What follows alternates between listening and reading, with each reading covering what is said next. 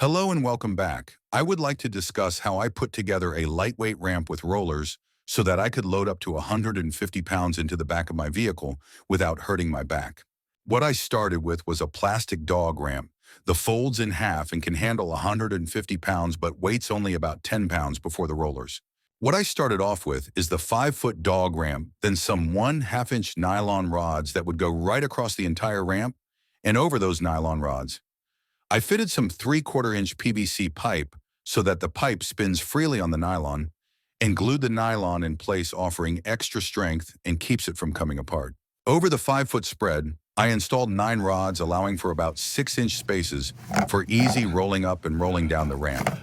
Alternatively, one might wish to put an assistant device to electrically pull the device up the ramp, such as one of the small mobility scooters, such as the folding type, that weighs about 60 pounds, thus saving your back and making life so much easier.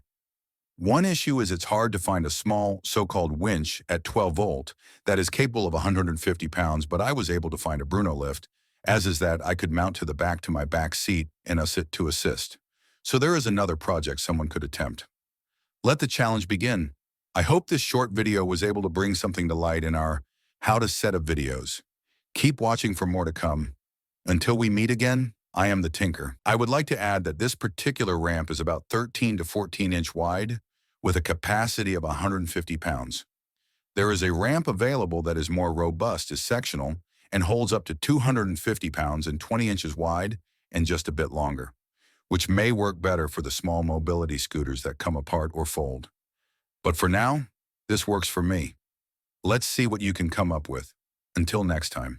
If you are getting information and thoughts of creation or simply enjoy what you see, please give us a like and subscribe, and thank you.